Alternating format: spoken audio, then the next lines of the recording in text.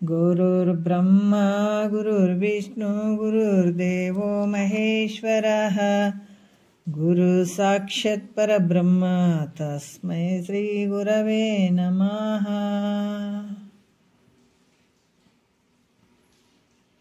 ಶ್ರೀ ಜಗದ್ಗುರು ಸಿದ್ಧಾರೂಢರ ಪಾದಕಮಲಗಳಿಗೂ, ಶ್ರೋತ್ರಿಯ ಬ್ರಹ್ಮನಿಷ್ಠ ಸದ್ಗುರು ಬಸವಾನಂದರ ಪಾದಕಮಲಗಳಿಗೂ, ಅವರ ಪ್ರತಿರೂಪದಂಥ ನಿಜಗುಣಪ್ಪನವರ ಪಾದಕಮಲಗಳಿಗೂ ನನ್ನ ದೀರ್ಘದಂಡ ಪ್ರಣಾಮಗಳನ್ನು ಸಲ್ಲಿಸುತ್ತಾ, ಎಲ್ಲ ಮಹಾತ್ಮರ ಪಾದಕಮಲಗಳಿಗೂ ನನ್ನ ದೀರ್ಘದಂಡ ಪ್ರಣಾಮಗಳನ್ನು ಸಲ್ಲಿಸುತ್ತಾ, ಮನದಲ್ಲಿ ಸ್ಮರಿಸಿಕೊಳ್ಳುತ್ತಾ, ತಮ್ಮೆಲ್ಲರಿಗೂ ವಂದಿಸುತ್ತಾ, ಇವತ್ತಿನ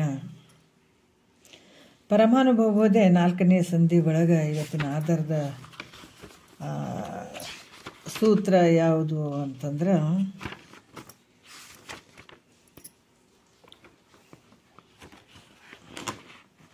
ಹದಿನಾಲ್ಕನೆಯ ಸೂತ್ರ ನಡೆದಂಥದ್ದು.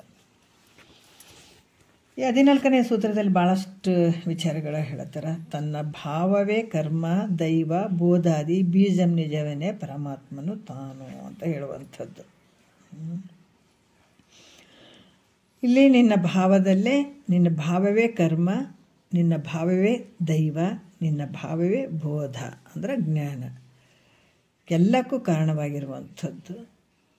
ಅದಕ್ಕೆ ಇವೆಲ್ಲವಕ್ಕೂ ವಿಲಕ್ಷಣ ಆಗಿರುವಂಥದ್ದು ಅಂದರೆ ಪರಮಾತ್ಮ, ನಿಜವನೇ ಅಂದರೆ ಪರಮಾತ್ಮ. ನಿನ್ನ ಇವೆಲ್ಲವಕ್ಕೂ ಆಧಾರವಾಗಿರುವಂಥದ್ದು ನಿನ್ನ ಇರುವಿಕೆ ಅನ್ನುವಂಥದ್ದು. ಜಗತ್ತು ಹುಟ್ಟೋದಕ್ಕಿಂತ ಮುಂಚೆ ಸದ್ರೂಪವಾದಂಥ ನೀನು ಒಬ್ಬನೇ ಒಂದೇ ಇತ್ತು. ಆಮೇಲೆ ಈ 3 ಕಾಂಡಗಳು ಉತ್ಪತ್ತಿ ಆದವು. ಅದು ಯಾಕಂದರೆ ಅವು 3 ಕಾಂಡಗಳು ಅಂತಂದರೆ ಈ ಸತ್ವ ರಜೋ ತಮ ಗುಣಗಳಿಂದ ಉತ್ಪನ್ನ ಆದಂಥವು ಕೂಡ. ಅದಕ್ಕೆ ನೀನು ಹೆಂಗಿದಿ, ಯಾವಾಗಲೂ ಇರುವಂಥವನು ತಾನೇ ಪರಮಾತ್ಮ ಅನ್ನುವಂಥದ್ದು ನಿಜವಾಗಿರುವಂಥದ್ದು ಅಂತ ಕೆಲವು ವಿಚಾರಗಳನ್ನು ಹೇಳಿದರು ಅವರು ಹಿಂದಿನ ವಿಚಾರದಲ್ಲಿ. ಇವಾಗ ನಾವು 8ನೇ ನುಡಿ ಇಟ್ಕೊಂಡು ನೋಡೋಣ. ಹಿಂದೆ ಕೂಡ ಹೇಳಿದ್ರು, ಸಾಮಾನ್ಯ ಜ್ಞಾನ ಸ್ವರೂಪನಾದ ತನ್ನಿಂದಲೇ ಈ ವಿಶೇಷ ವೃತ್ತಾತ್ಮಕ ಜ್ಞಾನ ಉದಯ ಆಗ್ತದೆ ಅನ್ನುವಂಥ ವಿಚಾರವನ್ನು ನಿನ್ನೆ ವಿಷಯದಲ್ಲಿ ಹೇಳಿದರು. ಇದನ್ನು ಚೆನ್ನಾಗಿ ತಿಳ್ಕೊ ಮೈತ್ರ ಅಂತ ಕೂಡ ಹೇಳಿದರು ಮೈತ್ರಾದೇವಿಗೆ. ಮತ್ತು ಈ ಜ್ಞಾನ ರೂಪದಿಂದ, ಜ್ಞಾನ ಸ್ವರೂಪದಿಂದ ನೋಡಿದರೆ ತನ್ನ ಹೊರತು ಬೇರೆ ಯಾವುದೂ ಇಲ್ಲ. ಒಬ್ಬ ವ್ಯಕ್ತಿಗೆ ಜಗತ್ತಿನೊಳಗೆ ಭಾಳಷ್ಟು ಬಿಸಿಲಿನಿಂದ ಕೂಡ್ಯದಪ್ಪ, ಅಲ್ಲಿ ನಮಗೆ ತಂಪಾಗಿ ಕಾಣಬೇಕಾಗಿತ್ತು ಅಂದರೆ ನಾವು ಜಗತ್ತಿನ ತುಂಬ ತಂಪು ಹಾಕೋದು ಬೇಕಾಗಿಲ್ಲ. ತಂಪು ಕಾಣಲಿ ಅಂತ ಅದನ್ನು ನಾವೇನು ಮಾಡೋದು ಬೇಕಾಗಿಲ್ಲ. ನಮ್ಮ ಕಣ್ಣಿಗೆ 1-2 ಕೂಲಿಂಗ್ ಗ್ಲಾಸ್ ಹಾಕ್ಕೊಂಡ್ಬಿಟ್ರೆ ಆಯಿತು, ಅದೆಲ್ಲ ತಂಪು ಕಾಣಿಸ್ತಿರ್ತದಲ್ಲ. ಅದ್ರಂಗೆ ಇಲ್ಲಿ ಕೂಡ ಜ್ಞಾನಿ ತನ್ನ ಸ್ವರೂಪ, ಆ ಜ್ಞಾನ ಸ್ವರೂಪ ದೃಷ್ಟಿಯಿಂದ ನೋಡ್ತಾನತ.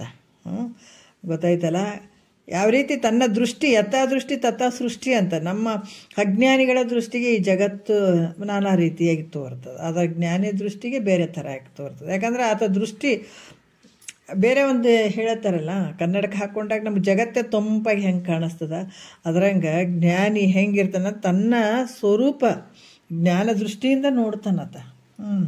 ಅದಕ್ಕೆ ಅಲ್ಲಿ ಬೇರೆ ಯಾವುದೂ ಅಲ್ಲಿ ಏನು ತೋರಕ್ಕೆ ಸಾಧ್ಯನೇ ಇಲ್ಲ ತನ್ನ ಹೊರ್ತು ಅನ್ನುವಂಥ ವಿಚಾರವನ್ನು ಈಗ ಮುಂದಿನ ನುಡಿಯಲ್ಲಿ ಹೇಳ್ತಾರೆ.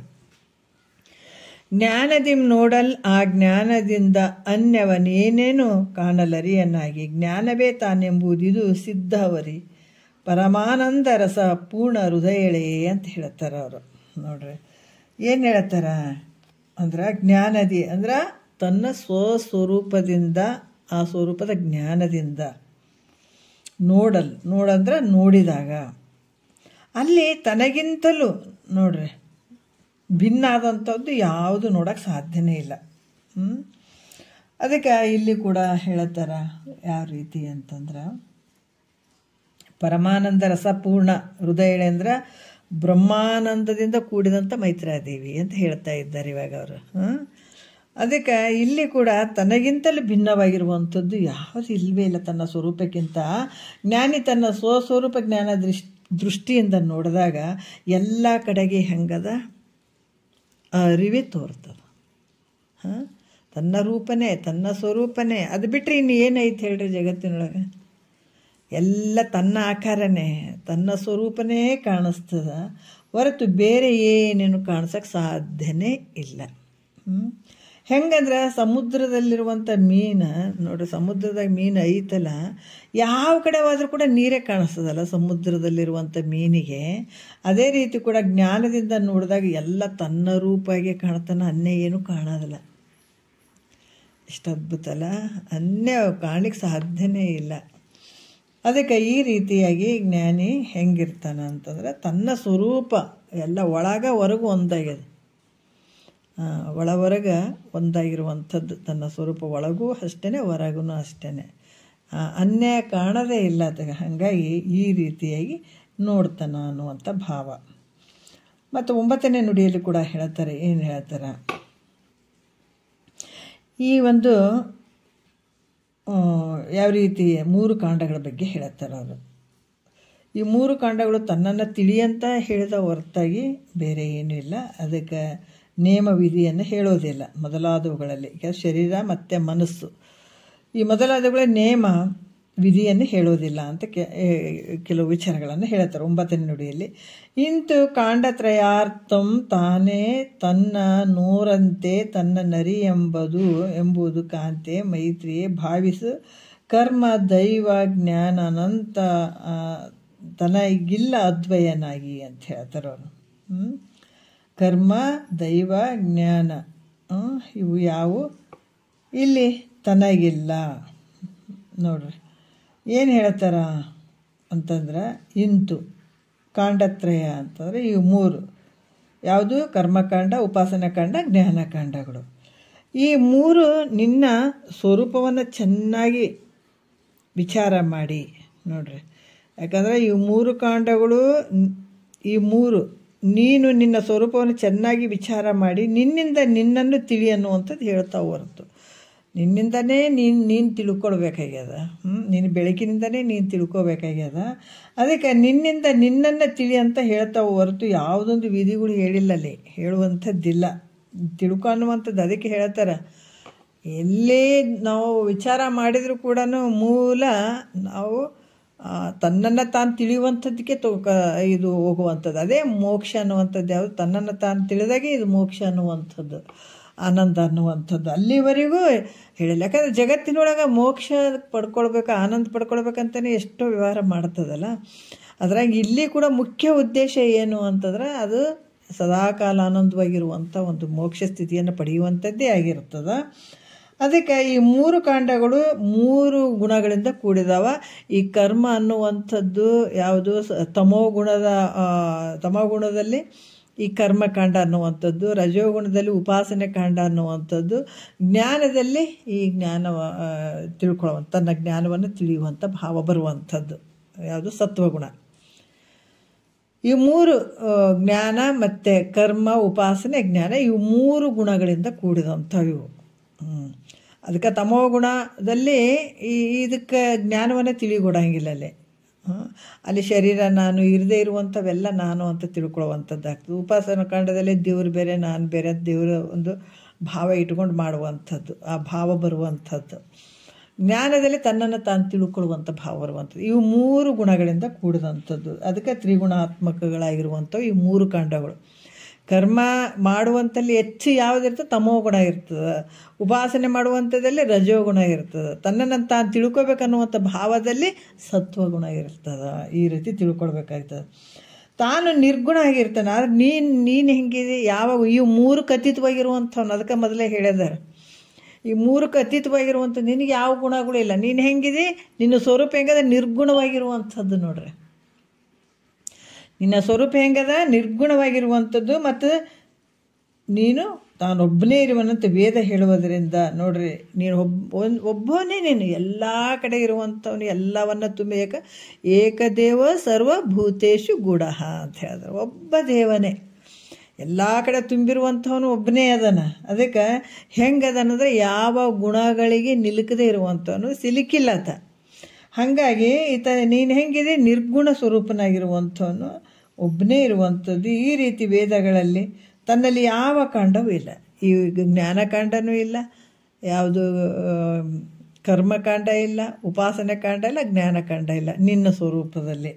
ಅದಕ್ಕೆ ಅಖಂಡ ಸ್ವರೂಪ ಮಾತ್ರ ತಾನಾಗಿರ್ತಾನೆ. ನಿನ್ನ ಸ್ವರೂಪ ಹೆಂಗೈತಂದ್ರೆ ಪರಿಪೂರ್ಣವಾಗಿರುವಂಥದ್ದು, ಅಖಂಡ ಸ್ವರೂಪವಾಗಿರುವಂಥದ್ದು. ಈ ರೀತಿ ಅದರಿಂದ ಯಾವ ವಿಧಿ ನಿಯಮಗಳು ನಿನಗಿಲ್ಲ. ವಿಧಿ ನಿಯಮಗಳು ಎಲ್ಲಿ ತೋರ್ತವ? ವಿಧಿ ನಿಯಮಗಳು ಎಲ್ಲಿ ತೋರ್ತವ ಅಂತಂದರೆ ಶರೀರ ನಾನು ಅಂದಲ್ಲಿ ತೋರ್ತಾವ. ಶರೀರ ನಾನು ಅಂತ ಯಾವಾಗ ಅಲ್ಲಿ ಬಂತು ಭಾವ, ನಾ ಯಾವಾಗ ಹುಟ್ಟಿನಿ ಅನ್ನುವಂಥದ್ದು ಭಾವ ಬಂತು, ಆವಾಗ ಇವೆಲ್ಲ ಕರ್ಮಗಳು ಬರ್ತಾವೆ. ಶರೀರ ನಾನು ಅಂದಾಗ ಅಲ್ಲಿ ಕರ್ಮಗಳು ಇರ್ತಾವೆ. ಮತ್ತು ಅಲ್ಲಿ ಭೋಗದ ಅಪೇಕ್ಷೆಗಳು ಇದ್ದಾಗ ಕರ್ಮಗಳು ಬರ್ತಾವೆ. ಅಲ್ಲಿ ಇಹಲೋಕದ್ದಾಗಿದ್ದು ಆಗಿರ್ಬೋದು, ಪರಲೋಕದ್ದಾಗಿರ್ಬೋದು. ಅಂಥ ಸಂದರ್ಭದಲ್ಲಿ ಯಾರಿಗೆ ಹೇಳ್ಯಾರ ವಿಧಿ ನಿಯಮಗಳು? ಅಜ್ಞಾನಿಗೆ ಹೇಳಿದಂಥದ್ದು. ಅದು ಮತ್ತೆ ಮುಂದೆ ಬರ್ತಾವೆ ನೋಡೋಣ. ಯಾಕಂತಂದ್ರೆ ಈ ರೀತಿಯಾಗಿ ಇಲ್ಲಿ ಮತ್ತು ಜ್ಞಾನದಲ್ಲಿ ಜ್ಞಾನ ಮತ್ತು ಯಾವುದು ಕರ್ಮ ಉಪಾಸನೆ ಇವೆಲ್ಲವೂ ಅತೀತವಾಗಿರುವಂಥ, ಇವೆಲ್ಲವಕ್ಕೂ ಅತೀತವಾಗಿರುವಂಥದ್ದು ನಿನ್ನ ಸ್ವರೂಪ ಐತೆ. ಆದರೆ ನಿನಗ ಯಾವ ವಿಧಿ ನಿಯಮಗಳು ನಿನಗಿಲ್ಲ. ಇಲ್ಲ, ಕೆಳಗಿನವು ಕೆಲವಷ್ಟಕ್ಕೆ ಅದಾವವು, ಆದ್ರೆ ನಿನಗೆ ಮಾತ್ರ ಇಲ್ಲ ಅನ್ನುವಂಥ ವಿಚಾರವನ್ನು ಹೇಳ್ತಾರೆ. ಕಾಂಡತ್ರಯಾರ್ಥ ವಿಶೇಷ ನಿರೂಪಣೆ ಸೂತ್ರ 14ಕ್ಕೆ ಪದ 121 ಅಂತ ಇಲ್ಲಿ ಹೇಳ್ತಾರೆ.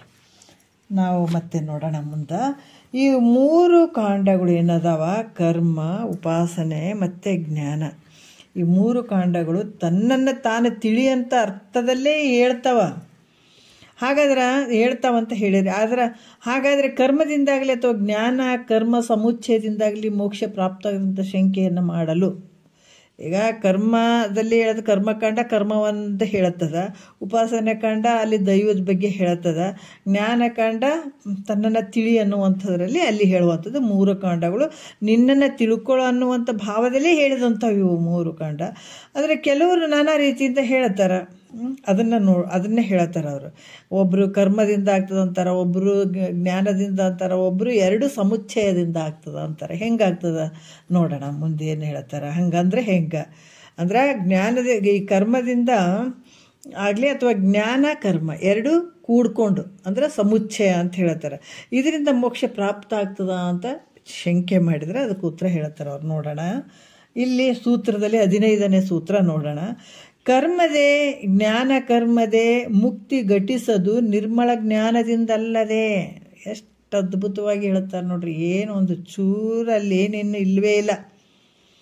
ಕರ್ಮದೇ ಯಾಕಂದ್ರೆ ಭಾಳಷ್ಟು ಜನ ಇಲ್ಲರಿ ಕರ್ಮ ಮಾಡಬೇಕು, ಮಾಡಿದಾಗ ನಮಗೆ ಮೋಕ್ಷ ಆಗ್ತದಲ್ಲ, ಮಾಡಿದಾಗ ಆಗ್ತದೆ ಅನ್ನುವಂಥದ್ದು ಇರ್ತದೆ ಭಾಳಷ್ಟು. ಅದಕ್ಕೆ ಇಲ್ಲಿ ಕ್ರಮಶಾಸ್ತ್ರ ಅನ್ನುವಂಥದ್ದು ಏನಂದ್ರೆ ಕೆಲವ್ರು ಹೇಳ್ತಾರೆ ಈ ಕರ್ಮ ಮಾಡಿದಾಗ ಅಥವಾ ಅಂದ್ರೆ ಮುಕ್ತಿ ಆಗ್ತದ, ಮೋಕ್ಷ ಆಗ್ತದ ಅನ್ನುವಂಥದ್ದು ಕೆಲವ್ರು ಹೇಳತ್ತಾರೆ.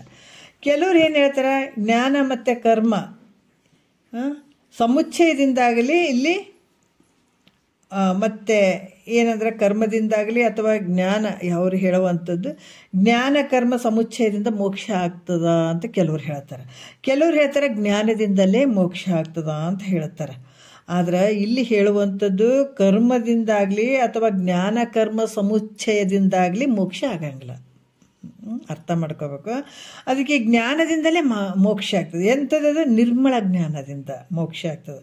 ಯಾಕಂದರೆ ನಾನಾ ಒಂದು ಮತವಾದಿಗಳು ಹೇಳ್ತಾರ, ಇದು ಪೂರ್ವ ಮೀಮಾಂಸಕರು ಅವರೆಲ್ಲ ಕರ್ಮಿಗಳು ಅವ್ರೇನು ಹೇಳ್ತಾರ, ಯಜ್ಞ ಯಾಗಾದಿ ಕರ್ಮಗಳಿಂದ ಮುಕ್ತಿ ಆಗ್ತದಂತ ಹೇಳ್ತಾರೆ ಅವರು.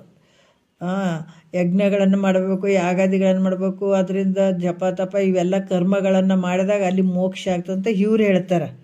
ಯಾರು? ಪೂರ್ವ ಮೀಮಾಂಸಕರು ಹೇಳ್ತಾರೆ. ಈ ಕರ್ಮಿಗಳು ಏನು ಹೇಳ್ತಾರೆ, ಯಜ್ಞ ಯಾಗಾದಿ ಕರ್ಮಗಳನ್ನು ಮಾಡಿದಾಗ ಮೋಕ್ಷ ಆಗ್ತದ ಅಂತ ಇವ್ರು ಹೇಳ್ತಾರೆ.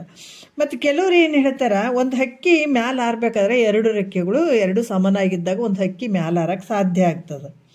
ಅದ್ರಂಗ ಈ ಜ್ಞಾನ ಮತ್ತು ಕರ್ಮ, ಈ ಜ್ಞಾನ ಕರ್ಮ ಇವೆರಡು ಇದ್ರೆ ಮೋಕ್ಷ ಆಗ್ತದಂತ ಕೆಲವ್ರು ಹೇಳ್ತಾರೆ. ಇವೆರಡು ಮಾಡಬೇಕು, ಕರ್ಮವನ್ನು ಮಾಡಬೇಕು ಮತ್ತು ಜ್ಞಾನ ಪಡ್ಕೊಡ್ಬೇಕು. ಅಂದರೆ 2 ಇರಬೇಕು, ಜ್ಞಾನನೂ ಇರಬೇಕು ಕರ್ಮನೂ ಇರಬೇಕು ಅಂತ ಕೆಲವ್ರು ಹೇಳ್ತಾರೆ ನೋಡ್ರಿ. ಈ ಥರ ಭಿನ್ನ ಅಭಿಪ್ರಾಯಗಳು ಅವರು. ಮತ್ತು ಈ 2 ಮಾತು ಸರಿಯಲ್ಲ. ಯಾಕಂತಂದ್ರೆ ಇಲ್ಲಿ ನ ಕರ್ಮಣ ಅಂಥದ್ದು. ಯಾವುದಂದ್ರೆ ಇವೆರಡು ಮಾತು ಸರಿಯಲ್ಲ. ಯಾಕಂದ್ರೆ ಕೃತ ಅಂದರೆ ಕರ್ಮದಿಂದ, ಕೃತ ಅಂದರೆ ಕರ್ಮದಿಂದ ಮಾಡುವಂಥದ್ದು, ಅಕೃತ ಅಂದ್ರೆ ಮೋಕ್ಷ. ಯಾಕಂತಂದ್ರೆ ಇಲ್ಲಿ ಕೂಡ ಏನು ಹೇಳ್ತಾರೆ ಅಂತಂದ್ರೆ ಕರ್ಮದಿಂದ ಮೋಕ್ಷ ಆಗಂಗಿಲ್ಲ. ಯಾಕಂದ್ರೆ ಕರ್ಮದಿಂದ ಮೋಕ್ಷ ಆಗಂಗಿಲ್ಲ. ಮತ್ತು ಈ ಜ್ಞಾನ ಮತ್ತು ಕರ್ಮ ಹೆಂಗದ? ಈ ಕರ್ಮ ಅಂದರೆ ಎಲ್ಲಿ ಬರ್ತದೆ ನಮಗೆ? ಶರೀರ ಸತ್ಯ ಅಂದಾಗ ಈ ಕರ್ಮಗಳು ಬರ್ತಾವೆ. ಶರೀರದಿಂದನೇ ಮಾಡಬೇಕಾಗ್ತದೆ ಈ ಕರ್ಮಗಳು. ಶರೀರ ಸತ್ಯ ಅಂದಾಗ ಇವೆಲ್ಲ ನಡೀತಾವೆ. ನಾನು ಹುಟ್ಟಿದ್ದೀನಿ ಅಂತಂದಾಗ ಇವೆಲ್ಲವೂ ಬರ್ತಾವೆ. ಇಹದಲ್ಲಿ ನಾವು ಭೋಗದ ಅಪೇಕ್ಷೆ ಇದ್ದಾಗ ಅಥವಾ ನಾವಿಂಥದ್ದು ಪಡ್ಕೊಳ್ಬೇಕು ಅಂತಂದಾಗ ಇಹದಲ್ಲಿರುವಂಥ ಸುಖವನ್ನು ಪಡೀಲಿಕ್ಕೆ ನಾವು ಕರ್ಮಗಳನ್ನು ಮಾಡಬೇಕಾಗ್ತದೆ. ಒಂದನೇದ್ದು. ಎರಡನೇದ್ದು ಲೌಕಿಕ ಕರ್ಮ ಮತ್ತು ಇವು ಬರ್ತದೆ. ಯಾಕಂದರೆ ಜ್ಞಾನದಲ್ಲಿ ಬರುವಂಥ ವಿಹಿತ ಕರ್ಮ, ವೇದದಲ್ಲಿ ಹೇಳಿದಂಥ ವಿಹಿತ ಕರ್ಮ ಎರಡು ರೀತಿಯಿಂದ ತಗೊಳ್ತಾರೆ ಅವರು. ಈ ಲೌಕಿಕ ಕರ್ಮದಲ್ಲಿ ಏನು ಬರ್ತದಪ್ಪ ಅಂತಂದ್ರೆ ಇಹಲೋಕದಲ್ಲಿರುವಂಥ ಭೋಗಾದಿ ವಸ್ತುಗಳನ್ನು ಪಡೆಯೋದಕ್ಕಾಗಿ ಹಲವಾರು ಕರ್ಮಗಳನ್ನು ಮಾಡುವಂಥದ್ದು ಇರ್ತದೆ. ಮತ್ತು ಮುಂದೆ ಈಗ ಹೆಂಡತಿ ಮಕ್ಕಳು ಆಮೇಲೆ ಈ ಬಂಧು ಬಳಗ ಇವೇನು ಸಂಪತ್ತು ಮಾಡೋದು ಇಂಥವೆಲ್ಲ ಏನು ಬರ್ತಾವಂತಂದ್ರೆ ಅವೆಲ್ಲ ಸಂರಕ್ಷಣೆ ಮಾಡುವಂಥದ್ದು, ಅವರಿಗೆಲ್ಲ ಮಾಡುವಂಥದ್ದು ಇದು ಒಂದು ರೀತಿ ಕರ್ಮ ಬರ್ತದೆ. ಮತ್ತು ಪರಲೋಕದಲ್ಲಿ ಸ್ವರ್ಗಾದಿ ಭೋಗಗಳನ್ನು ಅನುಭವಿಸ್ಬೇಕು, ಅದು ಅನುಭವಿಸೋಗಿದ್ದು ಬಂದು ಅದು ಈ ರೀತಿ ಒಂದು ಕರ್ಮಗಳು ಬರ್ತಾವೆ. ಆದರೆ ಇವು ಸತ್ಯ ಆದವೇನೆಂದ್ರೆ ಅವು ಮಿಥ್ಯದಿಂದ ಕೂಡಿದಂಥವು. ಇದು ಲೋಕದಲ್ಲಿ ಲೌಕಿಕವಾಗಿ ಮಾಡುವಂಥ ಕರ್ಮಗಳು ಬೇರೆ ಇರ್ತಾವೆ. ಮತ್ತು ವೇದದಲ್ಲಿ ಹೇಳಿದಂಥ ಕರ್ಮಗಳು ವಿಹಿತ ಕರ್ಮಗಳು ಬೇರೆ ಬರ್ತಾವೆ. ಅದರಲ್ಲಿ ಕೂಡ ಏನಂದರೆ ನಿತ್ಯ ಕರ್ಮ, ನೈಮಿತ್ತಿಕ ಕರ್ಮ, ಪ್ರಾಯಶ್ಚಿತ್ ಕರ್ಮ, ಕಾಮ್ಯ ಕರ್ಮ ಅನ್ನುವಂಥವು 4 ಕರ್ಮಗಳು ಬರ್ತಾವೆ. ಇವೆಲ್ಲ ಯಾಕೆ ಬರ್ತಾವಂತಂದರೆ ಈ ಶರೀರ ನಾನು ಅದೀನಿ, ಜಗತ್ತು ಸತ್ಯ ಅನ್ನುವಂಥ ಭಾವದಲ್ಲಿ ಇವೆಲ್ಲ ಬರ್ತಾವೆ. ಅಂಥ ಒಂದು ಅಜ್ಞಾನಿ ಇವು ಕರ್ಮಗಳನ್ನು ಮಾಡಬೇಕಾಗ್ತದೆ. ಆ ರೀತಿ ಭಾವ ಇದ್ದಂಥವ್ರು ಮಾಡಬೇಕಾಗ್ತದೆ. ಆದ್ರೆ ಈ ಜ್ಞಾನ ಹೆಂಗದಂತಂದ್ರೆ ಜ್ಞಾನಕ್ಕೆ ಇದು ಯಾವುದೂ ಇಲ್ಲ. ಅಲ್ಲಿ ಯಾವುದಂತಂದ್ರೆ ಈ ಶರೀರ ಅನ್ನುವಂಥ ಭಾವ ಅಲ್ಲಿ ಇರಂಗಿಲ್ಲ. ಶರೀರದ ಭಾವ ಅಲ್ಲಿರಂಗಿಲ್ಲ. ಶರೀರ ನಾನು ಅಲ್ಲ ಅನ್ನುವಂಥದ್ದು ಜ್ಞಾನದಲ್ಲಿರುವಂಥದ್ದು. ಅಂದರೆ ಈ ಶರೀರ ನಾನು ಇದ್ದೀನಿ ಅನ್ನುವಂಥದ್ದು ಕರ್ಮಕಾಂಡದಲ್ಲಿ ಬರ್ತದೆ, ಶರೀರ ಅಲ್ಲ ಅನ್ನುವಂಥದ್ದು ಜ್ಞಾನದಲ್ಲಿ ಬರ್ತದೆ. ಇವೆರಡು ಹೆಂಗದಾವ ಅಂದರೆ ಅದು ಕತ್ತಲು ಬೆಳಕಿದ್ದಂಗೆ. ಜ್ಞಾನ ಅನ್ನುವಂಥದ್ದು ಬೆಳಕು, ಇದು ನಾನು ಈ ಶರೀರ ಅನ್ನುವಂಥ ಅಜ್ಞಾನದ ಭಾವ ಏನಿರ್ತದೆ ಅದು ಕತ್ತಲು ಇದ್ದಂಗೆ. ಹಾಗಾಗಿ ಜ್ಞಾನ ಕರ್ಮ ಎರಡು ವಿರೋಧ ಆಗಿಬಿಡ್ತಾವೆ ನೋಡ್ರಿ. ಇದು ಸತ್ಯ ಅಂತ ಹೇಳ್ತದೆ, ಸತ್ಯ ಅಂದಾಗ ಇದು ಕರ್ಮ ನಡೀತಾವ, ಇಲ್ಲಿ ಮಿಥ್ಯ ಅಂದಾಗ ಜ್ಞಾನಕ್ಕೆ ಬರಬೇಕಾಗ್ತದೆ, ಜ್ಞಾನವನ್ನು ಪಡ್ಕೊಳ್ಬೇಕಾಗ್ತದೆ. ಅದಕ್ಕೆ ಇವೆರಡು ಕತ್ತಲು ಬೆಳಕಿದ್ದಂಗೆ. ಇವೆರಡು ಸಮುಚ್ಚಯದಿಂದ ಹೆಂಗೆ ಜ್ಞಾನ ಆಗ್ತದ್ರೆ? ಅದಕ್ಕೆ ಇಲ್ಲಿ ಹೇಳ್ತಾರೆ ಇವೆರಡು ಸಮುಚ್ಚಯದಿಂದ ಜ್ಞಾನ ಆಗಂಗಿಲ್ಲ, ಮೋಕ್ಷ ಆಗಂಗಿಲ್ಲ. ಜ್ಞಾನ ಮತ್ತು ಕರ್ಮ ಇವೆರಡು ತಮೋ ಪ್ರಕಾಶ ಅಂತ ವಿಲಕ್ಷಣಗಳಾಗಿರುವುದರಿಂದ ಎರಡು ಭಿನ್ನ ಭಿನ್ನ ಅದಾವ. ಇದು ಜ್ಞಾನ ಕರ್ಮ ಅನ್ನುವಂಥದ್ದು ಕತ್ತಲಿದ್ದಂಗೆ ಅದು. ಈ ಜ್ಞಾನ ಅನ್ನುವಂಥದ್ದು ಹೆಂಗೈತಪ್ಪ ಅಂದರೆ ಬೆಳಕಿದ್ದಂಗೆ ಅದು. ಹಾಗಾಗಿ ಕತ್ತಲು ಬೆಳಕು ಯಾವತ್ತಾದ್ರೂ ಕೂಡ್ಯಾವೇನು? ಇಲ್ಲಲ್ಲ. ಅದಕ್ಕೆ ಇವೆರಡು ವಿಲಕ್ಷಣ ಆಗಿದಾವ. ಅದಕ್ಕೆ ಎರಡಕ್ಕೆ ಕೂಡ್ಲಿಕ್ಕೆ ಸಂಭವನೇ ಇಲ್ಲ. ಯಾವಾಗ ಇಲ್ಲಿ ಕರ್ಮ ನಡೀತಂದ್ರೆ ಜ್ಞಾನ ಅಳವಡಂಗಿಲ್ಲ. ಯಾವಾಗ ಶರೀರ ಸತ್ಯ ಅಂದಾಗ ಜ್ಞಾನ ಆಗಕ್ಕೆ ಸಾಧ್ಯನೇ ಇಲ್ಲ ಅಲ್ಲ. ಹಾಗಾಗಿ ಜ್ಞಾನದಲ್ಲಿ ಇವು ಯಾವ ಕರ್ಮಗಳು ಅಲ್ಲಿ ನಡೆಯಂಗಿಲ್ಲ. ಅದಕ್ಕೆ ಇವೆರಡು ಕೂಡುವಿಕೆ ಸಂಭವ ಆಗೋದೇ ಇಲ್ಲ. ಅದರಿಂದ ಕರ್ಮದಿಂದಾಗಲಿ ಆಮೇಲೆ ಸಮುಚ್ಚಯದಿಂದಾಗಲಿ ಮೋಕ್ಷ ಇಲ್ಲ. ಬರೀ ಕರ್ಮನೇ ಮಾಡ್ತೀನಿ ಅಂದರೂ ಕೂಡ ಮೋಕ್ಷ ಇಲ್ಲ. ಅದಕ್ಕೆ ಕಪಟ ಒಳಿದು ಕೋಟಿ ಜಪವನ್ನೆಸಗಿ ಬಲು ತಪವನ್ನೇ ಮಾಡಿ ತತ್ವದ ಉಪದೇಶ ಒಡೆಯದೆ ತೋರದೆ ಸುಖ ತೋರದೆ ಬರೀ ಕರ್ಮವನ್ನೇ ಮಾಡ್ತೀನಿ ರೀ ನನಗೆ ಮೋಕ್ಷ ಆಗ್ತದೆ ಅನ್ನುವಂಥದ್ದಲ್ಲ. ಅದಕ್ಕೆ ಮಹಾತ್ಮರು ಹೇಳ್ತಾರೆ, ಏನು ಹೇಳ್ತಾರ? ನೆನೆಯುವುದು ಅನುದಿನ ಉದಯ ಕಾಲದ ಎಚ್ಚರಿಕೆಗಳು ವಿನೂತ ಗುರುಮೂರ್ತಿಯನ್ನು ಉಮೇಶನ ಅಂಗ್ರಿಯನ್ನು ಬಳಿಕ ನಿನ್ನನ್ನು ಸುವಿಚಾರದಿಂದ ನೇಮಕವಾಗಿ ಮನುಜ ನಿನಗಹುದು ಮುಕ್ತಿ ಅಂತ ಹೇಳಿದ್ದಾರೆ ಅವರು. ಯಾವಾಗ ನಿನ್ನನ್ನು ನೀ ತಿಳ್ಕೊಳ್ತಿದ್ದೀ ಆವಾಗ ಇಂಥ ಒಂದು ಜ್ಞಾನ ಅಳವಡಕ್ಕೆ ಸಾಧ್ಯ ಅದ. ಅದಕ್ಕೆ ಇಲ್ಲಿ ಕೂಡ ಏನು ಹೇಳ್ತಾರಂದ್ರೆ ಈ ಕರ್ಮ ಬರೀ ಕರ್ಮದಿಂದನೂ ಮೋಕ್ಷ ಆಗಂಗಿಲ್ಲ. ನಂಬು ಜ್ಞಾನವನ್ನೇ ಕರ್ಮವೆಂಬ ಜಾಲದೊಳು. ಕರ್ಮ ಹೆಂಗದ ದುಃಖಕ್ಕೆ ತಗೊಂಡು ಹೋಗ್ತದೆ. ಅದು ನಿನಗೆ ಆನಂದ ಕೊಡುವಂಥದ್ದಲ್ಲ. ಮಾಡಿ ಮಾಡಿ ಮಾಡಿ ಸತ್ರು ಕೂಡ ಅದು, ಯಾಕಂದರೆ ನಾವು ಯಾವುದೇ ಆಗಲಿ ಕರ್ಮದಲ್ಲಿ ಎಷ್ಟು ದಣಿವಾದರೂ ಕೂಡ ಬಿಡಂಗಿಲ್ಲ ಮನುಷ್ಯ ಅಜ್ಞಾನ ಭಾವದಿಂದ ಇದ್ದಾಗ. ಅದು ಸತ್ಯನೇ ಅಂದ್ಕೊಂಡಿರ್ತಾನಲ್ಲ. ಹಾಗಾಗಿ ಎಷ್ಟೇ ಕಷ್ಟ ಇದ್ದರೂ ಕೂಡ ಅವೇ ಕರ್ಮಗಳನ್ನು ಮಾಡ್ಕೊತ ಹೋಗ್ತಾನೆ. ಅದಕ್ಕೆ ಕರ್ಮದಿಂದ ನಿನಗೆ ಯಾವತ್ತೂ ಮೋಕ್ಷ ಇಲ್ಲ, ಆನಂದ ಇಲ್ಲ. ಅದರಿಂದ ಇಲ್ಲಿ ಜ್ಞಾನ ಮತ್ತು ಕರ್ಮ ಎರಡು ಸಮುಚ್ಚಯದಿಂದ ಕೂಡ ಜ್ಞಾನ ಆಗಂಗಿಲ್ಲ. ಅದಕ್ಕೆ ಜ್ಞಾನದೇವತು ಕೈವಲ್ಯಂ ಅಂತ ಹೇಳ್ಯಾರ. ಜ್ಞಾನದಿಂದನೇ ಮೋಕ್ಷ, ಜ್ಞಾನದಿಂದನೇ ಮುಕ್ತಿ ಅನ್ನುವಂಥದ್ದು ಶ್ರುತಿಯ ಒಂದು ವಾಕ್ಯ ಐತೆ. ಹಾಗಾಗಿ ಈ ಒಂದು ಜ್ಞಾನದಿಂದಲೇ ಮುಕ್ತಿ ಆಗ್ತದ ಮೈತ್ರ ಅಂತ ಹೇಳುವಂಥದ್ದು. ಎರಡರಿಂದ ಆಗಂಗಿಲ್ಲ. ನಾವು ಕರ್ಮನೂ ಮಾಡಬೇಕು ಅಥವಾ ಜ್ಞಾನ ಎರಡೂ ನಡಿಬೇಕು ರೀ ಅಂತ ಕೆಲವು ಕಡೆ ಹೇಳ್ತಾರೆ. ಇಲ್ರಿ ನಾವು ಕರ್ಮನೂ ಮಾಡಬೇಕು ಈ ಕಡೆ ಜ್ಞಾನನೂ ಮಾಡ್ಬೇಕಂದ್ರೆ ಎರಡೂ ನಡೆಯಂಗಿಲ್ಲ. ಒಂದು ತಿಳ್ಕೋಬೇಕು, ಗುರುವಾಕ್ಯ ನಾವು ಇದನ್ನು ಕೇಳ್ತೀವಿ ಅದನ್ನು ಮಾಡ್ತೀವಿ ಅಂತಂದ್ರೆ ಇಲ್ಲ. ಯಾಕಂದರೆ ಇಲ್ಲಿ ಶರೀರದ ಭಾವ ಬಿಡುವಂಥದ್ದು ಕರ್ಮ ಸಂಪೂರ್ಣ ಹೋಗುವಂಥದ್ದು. ಕರ್ಮ ಅದಕ್ಕೆ ಹೇಳ್ತಾರೆ, ಅದು ಕರ್ಮ ಯಾವುದಕ್ಕೆ ತೊಗೊಂಡೋಗ್ತಂದ್ರೆ ಬಂದಕ್ಕೆ ತೊಗೊಂಡು ಹೋಗ್ತದೆ. ಅದನ್ನು ಸಂಪೂರ್ಣವಾಗಿ ನಾವು ತಿಳ್ಕೊಂಡು ಅಲ್ಲಿ ಬಿಡಬೇಕಾಗ್ತದೆ. ಜ್ಞಾನಕ್ಕೆ ಬಂದಾಗ ಶರೀರ ನಾನು ಅಲ್ಲ ಅನ್ನುವಂಥದ್ದನ್ನು ನಾವು ದೃಢ ಮಾಡ್ಕೊಳ್ಬೇಕಾಗ್ತದೆ. ಅದಕ್ಕೆ ತನುಭಾವ ಒಳೆಯದು. ಯಾವಾಗ ಶರೀರ ನಾನು ಅಂದಾಗೆ ದುಃಖಗಳು ಅದಾವೆ. ದುಃಖ ಎಲ್ಲಿ ಬರ್ತಾವಂದರೆ ನಾನು ಹುಟ್ಟಿದ್ದೀನಿ ಅಂದಾಗ, ನನ್ನ ಶರೀರ ಅಂದಾಗ ಅಜ್ಞಾನದಲ್ಲಿ ಇವೆಲ್ಲ ಬರ್ತಾವೆ. ಹಂಗಾಗಿ ಇಲ್ಲಿ ಯಾವಾಗ ಶರೀರದ ಭಾವ ಬಿಡ್ತಿದೆ ಅವಾಗ ದುಃಖದ ಕೇಡು ಅಂತ ಹೇಳೋರು. ಎಂಥ ಒಂದು ಅದ್ಭುತ ನೋಡ್ರಿ. ಯಾವಾಗ ಶರೀರ ನಾನು ಅಲ್ಲ ಅಂತಿದೆ ಅದಕ್ಕೆ ಸಂಬಂಧಪಟ್ಟು ಎಲ್ಲ ಹೋಗಿಬಿಟ್ಟು ಒಂದೇ ಸಲಕ್ಕೆ ಹೋಗಿಬಿಟ್ಟು ಅಷ್ಟು ದೃಢ ನಮಗಾಗಬೇಕು. ಶರೀರ ನಾನು ಏನು ಮೊದಲಿಂದ ಈ ಶರೀರ ನಾನು ನಾನು ಅಂದ್ಕೊಂಡು ಎಷ್ಟೋ ಜನ್ಮದಲ್ಲಿ ಬಂದುಬಿಟ್ಟದಲ್ಲ. ಇವಾಗ ಗುರುವಾಕ್ಯವನ್ನು ಕೇಳಿ ಇದು ಶರೀರ ನಾನಲ್ಲ, ನನ್ನದೂ ಅಲ್ಲ, ಈ ಶರೀರ ನಾನೂ ಅಲ್ಲ, ಈ ಶರೀರ ನಂದೂ ಅಲ್ಲ, ನಾ ಯಾವತ್ತೂ ಹುಟ್ಟುವವನಲ್ಲ, ನಾ ಸಾಯುವವನಲ್ಲ, ಯಾವಾಗಲೂ ಇರುವಂಥವ್ನು ಅನ್ನುವಂಥ ಭಾವ ದೃಢ ಆಯಿತು ಅಂದರೆ ಗೆದ್ದು ಬಿಡ್ತಿ. ಇವೆಲ್ಲ ಹೋಗ್ಬಿಡ್ತಾವೆ ನೋಡ್ರಿ. ಯಾವಾಗ ಅಜ್ಞಾನ ಕಾಲದಲ್ಲಿ ಇವೆಲ್ಲ ಕರ್ಮಗಳು ನಡೀತಾವ, ಯಜ್ಞ ಯಾಗಾದಿಗಳು ಜಪ ತಪಗಳು ಇವೆಲ್ಲ ಯಾವಾಗ ಆಪೇಕ್ಷೆ ಇದ್ದಾಗ, ಕಾಮ್ಯ ಭಾವನೆ ಇದ್ದಾಗ, ಯಾವಾಗ ನಮಗೆ ಬೇಕು ಬೇಕು ಅಂತ ಏನು ನಮ್ಮ ಭಾವದಲ್ಲಿ ಬರ್ತದೆ ಅದಕ್ಕಾಗಿ ಇವೆಲ್ಲ ನಡೀತಾವ ಕಾಮ್ಯ ಕರ್ಮಗಳು. ಅದಕ್ಕೆ ಕಾಮ ಕ್ರೋಧ ಅನ್ನುವಂಥ ಅಣ್ಣ ತಂಬ ಅಂತ ಹೇಳ್ತಾರೆ. ಯಾವಾಗ ಕಾಮ್ಯ ನಮ್ಗೆ ಅಪೇಕ್ಷೆ ಪಡುವಂಥದ್ದು ಸಿಕ್ಕರೆ ಸರಿ, ಸಿಗದೇ ಇದ್ರೆ ಕ್ರೋಧ ಎದ್ದು ಬಿಡ್ತಾನೆ ಅಲ್ಲಿ. ಹೌದಾ? ಯಾವಾಗ ಇಚ್ಛೆಪಟ್ಟಂಥ ವಸ್ತು ಸಿಗದೇ ಇದ್ದಾಗ ಕ್ರೋಧ ಆಗುವಂಥದ್ದು, ಕಾಮ ಕ್ರೋಧ ಮದ ಮೋಹ ಮಾತ್ಸರ ಇವೆಲ್ಲ ಇರುವಂಥದ್ದು. ಆಮೇಲೆ ಇವೆಲ್ಲ ಯಾವಾಗ ನಡೀತಾವ ಅಂತಂದ್ರೆ ಅಜ್ಞಾನ ಕಾಲದಲ್ಲಿ ನಡೆಯುವಂಥದ್ದು. ಹಾಗಾಗಿ ಇಲ್ಲಿ ಕೂಡ ಅಲ್ಲಿ ಕರ್ಮದಲ್ಲಿ ನಿನಗೆ ಜ್ಞಾನ ಆಗಂಗಿಲ್ಲ, ಎರಡು ಸಮುಚ್ಚಯದಿಂದ ಕೂಡ ಜ್ಞಾನ ಆಗಂಗಿಲ್ಲ. ನಿನಗೆ ಜ್ಞಾನ ಆಗಬೇಕಾಗಿತ್ತಂದ್ರೆ ಜ್ಞಾನದೇವತು ಕೈವಲ್ಯಂ ಅಂತ ಹೇಳಿದಾರೆ. ಜ್ಞಾನದಿಂದನೇ ಮೋಕ್ಷ ಆಗ್ತದ ಅನ್ನುವಂಥದ್ದು. ಅದಕ್ಕೆ ತನುಭಾವ ಒಳಿ ದುಃಖದ ಕೇಡು. ಯಾವಾಗ ಶರೀರದ ಭಾವ ನೀ ಬಿಟ್ಟುಕೊಳ್ತೀರಿ ನಿನಗೆ ಈ ದುಃಖದ ಕೇಡು ಏನು ದುಃಖ ಅದಾವ ಇವೆಲ್ಲ ಆಧ್ಯಾತ್ಮಿಕ ಆದಿ ಭೌತಿಕ ಆದಿ ದೈವಿಕ ಅನ್ನುವಂಥ ದುಃಖಗಳು ಏನದಾವ, ತ್ರಿತಾಪಗಳು, ಪ್ರತಿಯೊಂದು ಜನನ ಮರಣದ ದುಃಖ ಎಲ್ಲವೂ ನಿವೃತ್ತಿ ಆಗ್ತಾವೆ. ಮುಖ್ಯವಾಗಿ ಹೇಳ್ತಾರ ಅವ್ರು. ಮತ್ತು ಈಗ ಹೇಳ್ತಾರ ಇಲ್ಲಿ ಕರ್ಮಕ್ಕೂ ಮತ್ತು ಜ್ಞಾನಕ್ಕೆ ಅಧಿಕಾರಿಗಳು ಬೇರೆ ಆದ್ದರಿಂದ ಸಮುಚ್ಚಯ ಆಗೋದಿಲ್ಲ.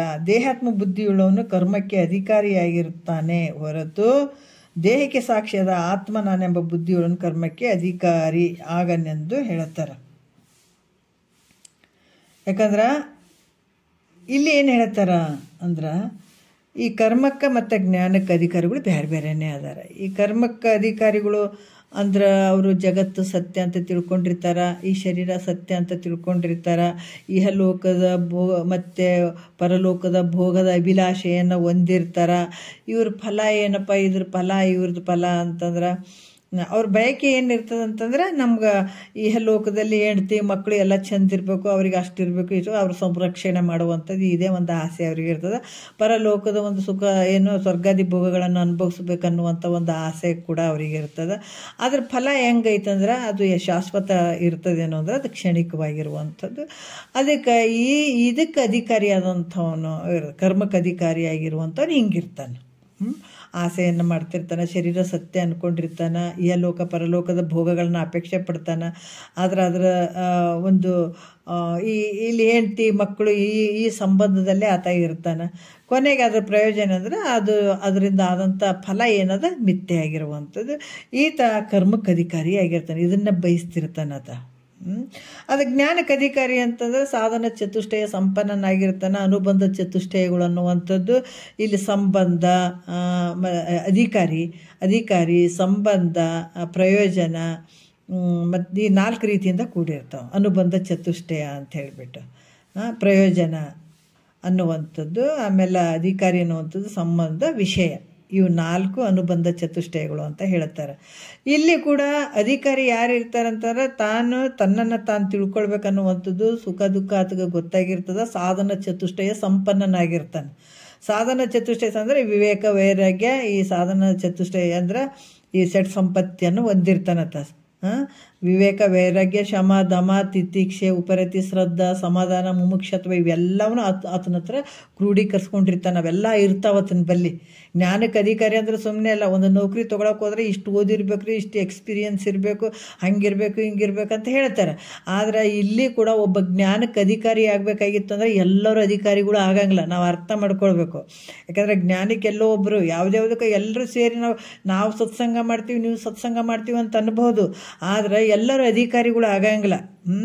ಜ್ಞಾನಕ್ಕೆ ನಿಜವಾದ ಜ್ಞಾನಕ್ಕೆ ಅಧಿಕಾರಿ ಯಾರು ಅಂದರೆ ಎಲ್ಲೋ ಒಬ್ಬರು ಇಬ್ಬರು ಇರ್ತಾರೆ ಅಷ್ಟೇ ಹೊರತಾಗಿ ಭಾಳಷ್ಟು ಈ ಜ್ಞಾನಕ್ಕೆ ಅಧಿಕಾರಿಗಳು ಭಾಳ ಕಡಿಮೆ. ಯಾಕಂದರೆ ಇದು ಭಾಳ ಪುಣ್ಯ ಬೇಕು ಇದಕ್ಕೆ. ಇದು ಸುಮ್ಮನೆ ಬರುವಂಥದ್ದಲ್ಲ, ಜನ್ಮ ಜನ್ಮಾಂತರದ ಪುಣ್ಯ ಅಂತ ಹೇಳ್ತಾರೆ. ಅದಕ್ಕೆ ನಿಜಗೊಂಡ್ರು ಹೇಳ್ತಾರೆ, ಇದನ್ನೊಮ್ಮೆ ಕೇಳಿ ತಿಳಿದೊಡೆ ಅವನು ಈ ಲೋಕದುದಿಯಾದಿ ಬಳಿಕಿಂದು ಪರ್ಯಂತರ ತಾನು ಒದವಿ ಎಸಗಿದ ಅಖಿಳ ಪುಣ್ಯತತಿ ಫಲಿಸಿದ್ದಿಂತ ಪೆರೆತಿಲ್ಲವೇನೆ ಪೇಳ್ವೆ ಅಂತಾರ. ಈ ಜಗತ್ತು ಯಾವಾಗ ಉತ್ಪತ್ತಿ ಆಗ್ಯದ ಅಲ್ಲಿಂದ ಹುಟ್ಟಿದವ ನೀನು. ಯಾವಾಗ ಇಷ್ಟು ಜನ್ಮಗಳು ಇದನ್ನು ಮಾಡಿಲ್ಲ, ಇದು ಆ ಜನ್ಮದಾಗ ಇದನ್ನು ಮಾಡಿದ್ರೆ ನಾವು ಮತ್ತೆ ಬರ್ತಿರ್ಲಿಲ್ಲ. ಇಷ್ಟು ಕಷ್ಟಪಟ್ಟು ತಾಯಿ ಗರ್ಭಕ್ಕೆ ಬಂದು ಅಷ್ಟು ಕಷ್ಟ ಅನುಭವಿಸಿ ಮತ್ತೆ ನಾವು ನೋಡ್ರಿ, ನಾವು ಮಾಡಿದಂಥ ಪಾಪ ಪುಣ್ಯಕ್ಕನುಸಾರವಾಗಿ ಆಕಾಶ ವಾಯು ಅಗ್ನಿ ಜಲ ಪೃಥ್ವಿ ಗಿಡ ಮರಗಳಲ್ಲಿ ಬಂದು ಭತ್ತಗಳಲ್ಲಿ ಬಂದು ಅದನ್ನು ತಿಂದಂಥ ತಂದೆ ತಾಯಿಗಳಲ್ಲಿ ಸಪ್ತಧಾತುಕದ ರೂಪಾಗಿ ನೋಡ್ರಿ, ಮತ್ತು ತಾಯಿಯಲ್ಲಿ ತಂದೆಯಲ್ಲಿ ರೇತು ಆಗಿ ತಾಯಿಯಲ್ಲಿ ರಕ್ತ ಆಗಿ ಅದು ಸೇರಿ ಹೊಟ್ಟೆಗೆ ನಿಂತು ಆ ಗರ್ಭದಲ್ಲಿ ನಿಂತು ಹೊರಗೆ ಬಂದು ಬಾಲ್ಯ ಯೌವನ ಮುಪ್ಪು ಮತ್ತು ಹಲವಾರು ಕಷ್ಟಗಳು, ಒಂದಲ್ಲ ಎರಡಲ್ಲ. ಯಾವಾಗ ನಮ್ಮನ್ನು ನಾವು ಆವಾಗ ತಿಳ್ಕೊಂಡಿದ್ವಿ, ಈ ವಿಚಾರ ಮಾಡಿದ್ವಿ ಅಂತಂದ್ರೆ ನಾವು ಮತ್ತೆ ಬರ್ತಿರ್ಲಿಲ್ಲ ಇಲ್ಲಿಗೆ ಅಲ್ಲ. ಇದನ್ನು ತಿಳಿಲಾರ್ದಕ್ಕೆ ಇಷ್ಟೆಲ್ಲ ಕಷ್ಟ ಆಗಿರುವಂಥದ್ದು. ಅದಕ್ಕೆ ಇಲ್ಲಿ ಕೂಡ ಹೇಳ್ತಾರೆ, ಇದಕ್ಕೆ ಅಧಿಕಾರಿ ಅಂತಂದ್ರೆ ಯಾರು ಅಂತಂದ್ರೆ ಭಾಳ, ಅದಕ್ಕೆ ಮಹಾತ್ಮರು ಹೇಳ್ತಾರೆ, ಇದನ್ನೊಮ್ಮೆ ಕೇಳಿ ತಿಳಿದೊಡೆ ಅವನು ಈ ಲೋಕದ ಉದಿಯಾದಿ ಬಳಿಕಿಂದು ಪರ್ಯಂತರ, ಅಲ್ಲಿಂದ ಹುಟ್ಟಿದಾಗಿಂದ ಇಲ್ಲಿಯ ಮಟ್ಟ ಏನು ನೀನು ಸ್ವಲ್ಪ ಯಾವ್ಯಾವ ಜನ್ಮದಾಗ ಇಟ್ಟಿಟ್ಟು ಪುಣ್ಯ ಮಾಡಿದೇನ ಅವೆಲ್ಲ ಸೇಕರಣೆ ಆಗಿರ್ತಾವ ಒಂದು ಕಡೆ. ಅದಕ್ಕೆ ಮಹಾತ್ಮರು ಹೇಳುವಂಥದ್ದು, ದುರಿತ ಕರ್ಮವನ್ನು ಒಲ್ಲದಿರು ಪುಣ್ಯವನ್ನೇ ಮಾಡುವಂತ ಯಾಕೆ ಹೇಳ್ತಾರಂದ್ರೆ ನಿನಗೆ ಮುಂದೆ ದಾರಿ ಒಳ್ಳೇದಾಗ್ತದಂತ ಹೇಳ್ತಾರೆ. ಅಪ್ಪ ಅಮ್ಮ ಹೇಳ್ತಾರಿಲ್ಲ, ಚಿಕ್ಕವನು ಇರ್ಬೇಕಾದ್ರೆ ನೋಡಪ್ಪ ಹಿಂಗೆ ಸರಿ ಇರು, ನೀನು ಮುಂದೆ ಒಳ್ಳೆ ಸಂಸಾರ ಚಂದ ಇರಬೇಕು ನೀನು ಅಂತ ಹೇಳೋದಕ್ಕಾಗಿ ಹೇಳ್ತಾರಿಲ್ಲ ಅವರು. ಅದಕ್ಕೆ ಜನ್ಮ ಜನ್ಮಾಂತರದಲ್ಲಿ ಇದನ್ನು ನಾವೇನೋ ಒಂಚೂರು ಪುಣ್ಯ ಮಾಡ್ಕೊಂಡು ಬಂದಿದ್ವಿ. ಮಹಾತ್ಮರು ಹೇಳುವಂಥ ವಾಕ್ಯನೇ, ಅವ್ರಿಗೇನು ಲಾಭ ಏನು ಇರಂಗಿಲ್ಲ. ಅದು ನಿನ್ನ ಉದ್ಧಾರ ಸಲುವಾಗಿ ಹೇಳಕತ್ತಾರ ಅವರು. ಮಹಾತ್ಮರು ಹೇಳುವಂಥದ್ದೇ ನಿನ್ನ ಮೂಲ ಉದ್ಧಾರ ಆಗಲಿ ಅನ್ನುವಂಥದ್ದೇ ಭಾವ. ಅದಕ್ಕೆ ಇಲ್ಲಿ ಏನು ಹೇಳ್ತಾರ ನೋಡಪ್ಪ, ಇದು ದುರಿತ ಕರ್ಮ, ಪಾಪದ ಕೆಲಸಗಳನ್ನು ಮಾಡಬೇಡ. ಪಾಪದ ಕೆಲಸಗಳಿಂದ ನೀನು ಬರೀ ದುಃಖ ಐತೆ. ಆದರೆ ಪುಣ್ಯದ ಕೆಲಸಗಳನ್ನು ಮಾಡು, ನೀನು ಸುಖಕ್ಕೆ ಅಧಿಕಾರಿ ಆಗ್ತಿ, ಜ್ಞಾನಕ್ಕೆ ಅಧಿಕಾರಿ ಆಗ್ತೀಯಪ್ಪ ಅಂತ ಹೇಳೋದಕ್ಕಾಗಿ ಹಂಗೆ ಹೇಳುವಂಥದ್ದು. ಯಾವ್ಯಾವ ಜನ್ಮದಲ್ಲಿ ಯಾವುದೋ ಶರೀರದಲ್ಲಿ ಬಂದಾಗ ಒಂದಿಷ್ಟಿಷ್ಟು ಪುಣ್ಯದ ಒಂದು ಸೇಕರಣೆ ಆಗಿರ್ತದೆ. ಅದು ಆ ಪುಣ್ಯ ಸೇಕರಣೆ ಆಗಿ ಯಾವಾಗ ಈಗ ಸದ್ಗುರುಗಳು ಸಿಕ್ಕರು ಅವ್ರ ಮುಂದೆ ಕೂತ್ಕೊಂಡು ನಾವು ಇದನ್ನು ಕೇಳಕತ್ತೀವಿ ಅಂದ್ರೆ ಆ ಜನ್ಮದ ಆ ಪುಣ್ಯ ಏನು ಸೇಕರಣೆ ಆಗ್ಯದ ಆ ಪುಣ್ಯದ ಫಲ ಇವಾಗ ಸಿಕ್ಕಿದೆ ಅಂತ ತಿಳ್ಕೊ ಅಂತ ಹೇಳ್ತಾರೆ ಅವರು. ಇವಾಗ ಆ ಪುಣ್ಯದ ಫಲ ಈಗ ಅನುಭವಿಸ್ತಾ ಇದ್ದೀವಿ.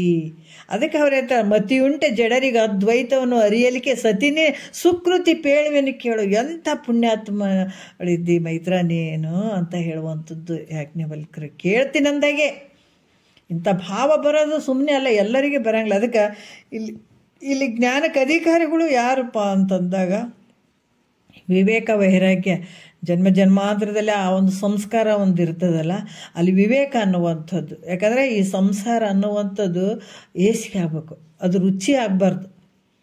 ಎರಡು ರುಚಿ, ಆ ಸಂಸಾರನೂ ರುಚಿ ಐತ್ರಿ, ಪರಮಾರ್ಥ ರುಚಿ ಐತೆ ಅಂತ ಹೇಳಕ್ಕೆ ಬರಂಗಿಲ್ಲ.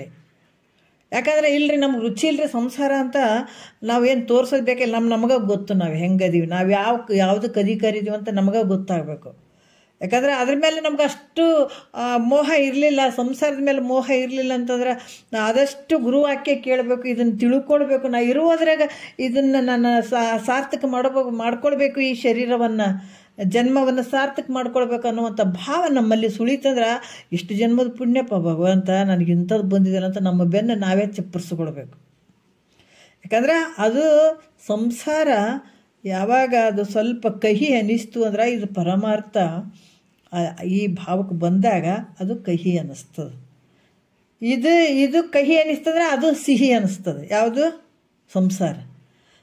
ಇದು ಪರಮಾರ್ಥ ಯಾವಾಗ ಕಹಿ ಆಗ್ತದ ಅದನ್ನು ರುಚಿಕಟ್ಟಾಗಿ ಮಾಡೋಕ್ಕಾಗ್ತದೆ ಸಂಸಾರ. ಅದು ಕಹಿ ಅನ್ನಿಸ್ತಂದ್ರೆ ಪರಮಾರ್ಥ ಮಾಡೋಕ್ಕಾಗ್ತದ ಭಾವ. ಅದು ಪುಣ್ಯದ ಸಂಸ್ಕಾರ ಇದ್ದವ್ರಿಗೆ, ಮತ್ತು ಎಲ್ರಿಗಲ್ಲ. ಮತ್ತು ಎಲ್ಲರೂ ಸಂಸಾರ ಅವ್ರು ಭಾಳ ಉದಾಸೀನ ಅದಾರ್ರಿ. ಸಂಸಾರ ಮಾಡೋಕೆ ಭಾಳ ಅವ್ರು ಏನೋ ಒಡವೆ ವಸ್ತ್ರಗಳು ಹಾಕ್ಕೊಳ್ಳಲ್ರಿ, ಮತ್ತು ಆದರೂ ಕೂಡ ಸಂಸಾರದಾಗ ಎಂಥ ಒಂದು ಅವ್ರಿಗೆ ಜ್ಞಾನಿ ಅನ್ನೋಕ್ಕಾಗಂಗಿಲ್ಲ. ಸಂಸಾರದಾಗ ಇರ್ತಾರೆ, ಇದನ್ನೇನು ಗುರು ಮುಖಾಂತರ ಕೇಳೋಕೆ ಇಷ್ಟನೂ ಪಡಂಗಿಲ್ಲ, ಏನೂ ಪಡಂಗಿಲ್ಲ. ಆದರೂ ಕೂಡ ಸಂಸಾರದಾಗ ಮಾಡೋಕೆ ಭಾವ ಇಲ್ಲಾಂದ್ರೆ ಅವ್ರು ದೊಡ್ಡ ಜ್ಞಾನಿಗಳು ಅಂತ ಅನ್ನಂಗಿಲ್ಲ. ಯಾಕಂದ್ರೆ ಅಲ್ಲಿ ಉದಾಸೀನ ಭಾವ ಬಂದ್ರೆ ತಿರುಗ ಗುರುವಾಕ್ಯವನ್ನು ಕೇಳ್ಕೊಂಡು ಈ ಜನ್ಮ ಸಾರ್ಥಕ ಮಾಡ್ಕೊಳ್ಬೇಕು ಅನ್ನುವಂಥ ಭಾವ ಇದ್ದಾಗ ಮಾತ್ರ ಅವರು ಗುರು ಮುಖಾಂತರ ಕೇಳಿ ಧನ್ಯರಾಗ್ತಾರೆ.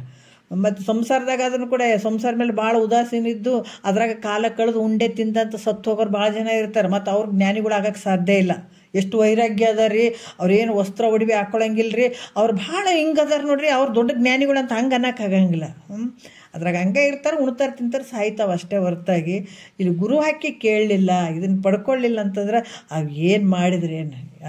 ಅದಕ್ಕೆ ಹೇಳ್ತಾರೆ ಅವೆಲ್ಲ ಪಶುಗಳಿಗೆ ಸಮ ಅಂತ ಹೇಳ್ತಾರೆ ಮಹಾತ್ಮರು. ಯಾವಾಗ ಅದು ಕೂಳಿಗೆ ಬದುಕಿರ್ತದ ಭೂಮಿಗೆ ಬಂದು ಅದು ಎಷ್ಟು ದಿವಸ ಇರ್ತದ. ದನ ಕರಗಳು ಇವೇನು ಪ್ರಾಣಿ ಪಕ್ಷಿಗಳು ಹೆಂಗೆ ಜೀವನ ಮಾಡ್ತಾವ, ಅವು ಉಣ್ತಾವ, ತಿಂತಾವ, ನಿದ್ರೆ, ಆಹಾರ, ಭಯ, ಮೈತುಂಚ, ಇವು 4 ಅಂಶಗಳು ಅವಕ್ಕೂ ಅದಾವ. ಅದಕ್ಕೆ ಅವು ಉಣ್ತಾವ, ತಿಂತಾವ, ಒಂದು ಸಲ ಸತ್ಕೊಂಡು ಹೋಗ್ತಾವ. ಅವೇನು ಪಶು ಪಕ್ಷಿಗಳು ಪ್ರಾಣಿ ಪಕ್ಷಿಗಳು ಇದ್ದಂಗೆ ಇರ್ತಾವ ಅಂತ ಹೇಳ್ತಾರೆ ಅವರು. ಅದಕ್ಕೆ ಭಾಳಷ್ಟು ಕನಿಷ್ಠ ಭಾವ ಅದರಿಂದ ನೋಡ್ತಾರೆ ಮಹಾತ್ಮರು. ಯಾಕಂದ್ರೆ ಭೂಮಿಗೆ ಬಂದಮೇಲೆ ತನ್ನನ್ನು ತಿಳ್ಕೊಳ್ಳಿಲ್ಲ ಅಂದ್ರೆ ಎಷ್ಟು ಜನ್ಮ ಇದ್ರೇನು. ಅದಕ್ಕೆ ಸ್ಥಿರ ಮುಕ್ತಿ ಪಡೆಯದ ನರಜನ್ಮವೇಕೆ, ಪರಮನ ನೆಲೆಗಾಣದ ಅತಿ ಜಾಣ್ಮೆ ಏಕೆ ಅಂತ ಹೇಳ್ತಾರೆ. ಸ್ಥಿರ ಮುಕ್ತಿ ಪಡೆಯದ ಇಂಥ ನರಜನ್ಮ ತೊಗೊಂಡು ಏನು ಮಾಡ್ತಿದ್ದೆ? ಅದನ್ನು ತೊಳ್ಕೊಂಡು ಕುಡಿಯೋದ? ಅದು ಯಾವಾಗ ಇವತ್ತೇ ಹೋದ್ರೇನೆ 100 ವರ್ಷ ಇದ್ದು ಹೋದ್ರೇನೆ ಎಲ್ಲ ವ್ಯರ್ಥನೇ. ಅದು 100 ವರ್ಷ ಬದುಕಿದ್ರೂ ವ್ಯರ್ಥ ಅಂತ ನೋಡ್ರಿ. ಅದಕ್ಕೆ ಇಂಥ ಸ್ಥಿರ ಮುಕ್ತಿ ಪಡೆಯದೇ ಇರುವಂಥ ನರಜನ್ಮ ತೊಗೊಂಡು ಏನು ಮಾಡ್ತೀವಿ? 100-110 ಅಂತ ಅದು ತೊಟ್ಟದಾಗ ತೂಗಿದ್ರು ಕೂಡ ವ್ಯರ್ಥನೇ ಅದು. ಯಾಕಂದ್ರೆ ಅದ್ರ ಭಾವ ಏನು ಚೇಂಜ್ ಆಗಿರ್ತದೆ ಅನ್ನೋದು.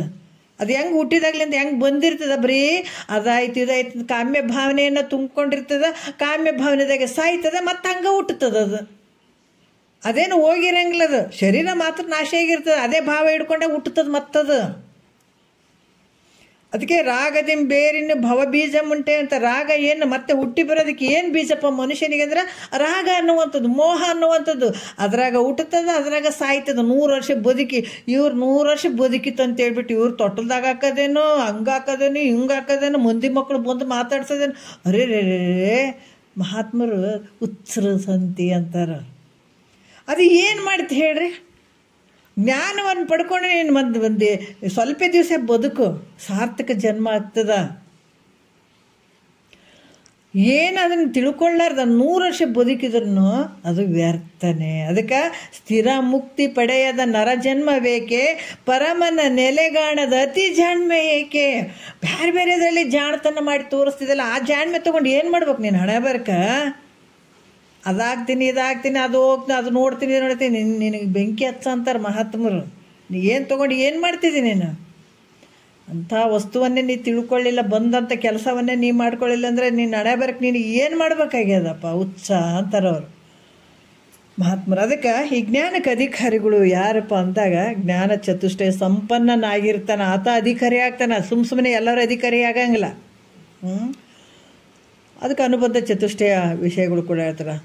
ಅಧಿಕಾರಿ, ಸಂಬಂಧ, ವಿಷಯ, ಪ್ರಯೋಜನ ಅನ್ನುವಂಥದ್ದು. ಒಂದು ಹೋಟೆಲ್ಗೆ ಯಾರು ಅಧಿಕಾರಿ ಆಗ್ತಾರೆ? ಬಜಾರ್ದಾಗ ಎಲ್ಲರೂ ತಿರುಗಾಡ್ತಿರ್ತಾರೆ, ಖಾನಾವಳಿ ಇರ್ತದ, ಮಧ್ಯಾಹ್ನ ಟೈಮ್ ಹೋಗ್ತಿರ್ತೀವಿ.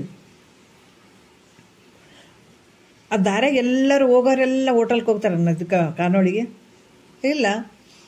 ಅವ್ರು ಹೋಗೋರು ಹೋಗ್ತಿರ್ತಾರೆ, ಬರೋರು ಬರ್ತಿರ್ತಾರೆ.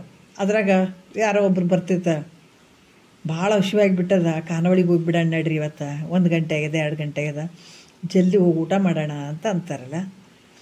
ಯಾಕೆ ಆ ವ್ಯಕ್ತಿ ಯಾರು ಹಸಿವಾಗ್ಯದಂತ ಆ ಖಾನಾವಳಿಗೆ ಹೋಗ್ತಾರೆ ಆತನೇ ಅಧಿಕಾರಿ ಆಗ್ತಾನೆ. ಅಲ್ಲಿ ವಿಷಯ ಏನಂದ್ರೆ ನಾವೇನದ ಇಡ್ಲಿ ಅದ, ಉಪ್ಪಿಟ್ಟು ಅದ, ಏನದ ಅಂತ ತೊಗೊಳ್ಳುವಂಥದ್ದು. ಇಲ್ಲೇನಿರ್ತದೆ, ಜನನ ಮರಣ ಕಷ್ಟ ಅದಪ್ಪ, ನಾನು ಹೋಗ್ಬೇಕಂತ ಅನ್ನೋಂಥದ್ದು ಈ ಒಂದು ಅಧಿಕಾರಿ ಆಗಿರ್ತಾನೆ. ವಿಷಯ ಏನಿರ್ತದೆ, ಶಿವಜೀವರ ಐಕ್ಯತೆಯ ವಿಷಯ ಇರ್ತದೆ. ಅಲ್ಲಿ ಇಡ್ಲಿ ದೋಸೆ ತಿಂತೀವಿ ವಿಷಯ ಅಂತ ಹೇಳಿಬಿಟ್ಟು. ಸಂಬಂಧ ಯಾರ್ದಿರ್ತದೆ, ಪ್ರತಿಪಾದ್ಯ ಪ್ರತಿಪಾದಕ, ಹೇಳುವಂಥದ್ದು ಕೇಳುವಂಥ ಗುರು ಶಿಷ್ಯರ ಸಂಬಂಧ ಇರ್ತದೆ. ಪ್ರಯೋಜನ ಏನಂದ್ರೆ ಅಂಥ ಮೋಕ್ಷವನ್ನು ಪಡೆಯುವಂಥದ್ದೇ ಪ್ರಯೋಜನ. ಈ ರೀತಿ ಹಿಂಗಿರ್ತದೆ. ಅದಕ್ಕೆ ಸಾಧನ ಚತುಷ್ಟಯ ಸಂಪನ್ನನಾಗಿರುವಂಥ ಅಧಿಕಾರಿ ಈ ರೀತಿಯಾಗಿ ಇರುವಂಥದ್ದು. ಮತ್ತು ದೇಹಾತ್ಮ ಬುದ್ಧಿ ಅನ್ನೋಂಥವನು ಏನಿರ್ತಾನೆ, ಅವ್ನು ಕರ್ಮಕ್ಕೆ ಅಧಿಕಾರಿಯಾಗಿರ್ತಾನೆ. ಈ ದೇಹವೇ ನಾನು ಅಂದಾಗ ಕರ್ಮಗಳು ನಡೀತಾವ. ಯಜ್ಞ ಯಾಗಾದಿಗಳು, ಜಪ ತಪಗಳು, ಇವೆಲ್ಲ ಪೂಜೆ ಪುರಸ್ಕಾರಗಳು ಎಲ್ಲಿ ನಡೀತಾವ ಅಂದರೆ ಈ ಶರೀರ ನಾನಂದಾಗ, ಶರೀರನೇ ನಾನು ಅಲ್ಲ ಅಂದಾಗ ಎಲ್ಲಿ ನಡೀತಾವೆ ಹೇಳ್ರಿ? ಎದರಿಂದ ಮಾಡ್ತೀನಿ ನೀನು ಪೂಜೆ ಪುರಸ್ಕಾರಗಳು ತಿಳಿದಾಗ? ಯಾರಿಗಂತ ಮಾಡ್ತಿ? ನೀನೇ ನೀನಾದಾಗ ಯಾರಿಗೆ ಮಾಡ್ತಿ ಪೂಜೆ? ನೀನು ಬೇಕಲ್ಲ. ಅದಕ್ಕೆ ಇಲ್ಲಿ ಯಾವಾಗ ದೇಹಾತ್ಮ ಬುದ್ಧಿ ಉಳ್ಳಂಥವನಿಗೆ ಕರ್ಮಕ್ಕೆ ಅಧಿಕಾರಿಯಾಗಿರ್ತಾನೆ ಹೊರತು ದೇಹಕ್ಕೆ ಸಾಕ್ಷಿಯಾದ ಆತ್ಮನ ತಾನನ್ನುವಂಥ ಬುದ್ಧಿ ಉಳ್ಳಂಥವನು ಕರ್ಮಕ್ಕೆ ಅಧಿಕಾರಿಯಾಗಿರಂಗಿಲ್ಲ. ಅರ್ಥ ಮಾಡ್ಕೋಬೇಕು. ಈ ರೀತಿಯಾಗಿ ಹೇಳ್ತಾರೆ. 1ನೇ ನುಡಿಯಲ್ಲಿ ನೋಡೋಣ ಏನು ಹೇಳ್ತಾರೆ. ಈತನು ತಾನೆಂದೊಡೆ ಆತಂಗೆ ವಿಧಿಕರ್ಮವು ಈತನು ತಾನಲ್ಲವಿದು ಮಿಥ್ಯೆ ಏತರದಿಂದ ಅಂದು ಅನುಭವದಿಂದ ಕಂಡಾತನು ಮಾಳ್ಕೊಮೆ ಕ್ರಿಯೆಗಳ ಅಂತ ಹೇಳ್ತಾರೆ. ಏನು ಹೇಳ್ತಾರೆ, ಈ ದೃಶ್ಯವಾದಂಥ ಶರೀರವು ನಾನು ಅಂತ ಅಂದಾಗ, ಯಾಕಂದರೆ ಇವು ಅಜ್ಞಾನದಲ್ಲಿರ್ತಾನಲ್ಲ, ಇವು ಯಾವಾಗ ಬರ್ತಾವ್ರಿ ಅಂದರೆ ಈ ಶರೀರವು ನಾನು ನನ್ನದು ಎಂದಾಗ ಯಾರು ತಿಳಿದಿರ್ತಾರೋ ಆತಗ ಕರ್ಮ ವಿಧಿಸಲ್ಪಡ್ತದ. ಕರ್ಮ ಮಾಡಬಾರ್ದಂತಲ್ಲ, ಮಾಡಬೇಕು. ಯಾರಿಗೆ? ಅಜ್ಞಾನಿ ಅದೋ ಮಾಡಬೇಕು. ಮಾಡಬಾರ್ದಂತ ಹೇಳಂಗಿಲ್ಲ. ಅಜ್ಞಾನಿದೆ ಭಾವದಲ್ಲಿ ಇರ್ತಾನಲ್ಲ, ಮತ್ತು ಆತಗೆ ಬೇಕಾಗ್ತದೆ ಕರ್ಮ. ಈಗ ಅಜ್ಞಾನದಲ್ಲಿದ್ದ ಶರೀರ ನಾನು ಅಂದ್ಕೊಂಡಿರ್ತಾನೆ. ಶರೀರ ನಾನು ಅಂದ್ಕೊಂಡಾಗ ಈಗ ಯಾವ ರೀತಿ ಅಲ್ಲಿ ವರ್ಣಗಳು ಅಂತ ಬರ್ತಾವೆ. ವರ್ಣಗಳು ಅಂತಂದರೆ ಯಾವುದು? ಬ್ರಾಹ್ಮಣ, ಕ್ಷತ್ರಿಯ, ವೈಶ್ಯ, ಶೂದ್ರ ಅಂತ ವರ್ಣಗಳು ಬರ್ತಾವೆ. ಮತ್ತು ಆಶ್ರಮಗಳು ಬರ್ತಾವೆ. ಅಲ್ಲಿ ಬ್ರಹ್ಮಚರ್ಯ, ಗೃಹಸ್ಥ, ವಾನಪ್ರಸ್ಥ, ಸನ್ಯಾಸ ಅಂತ ಇವೆಲ್ಲಿ ಬರ್ತಾವ?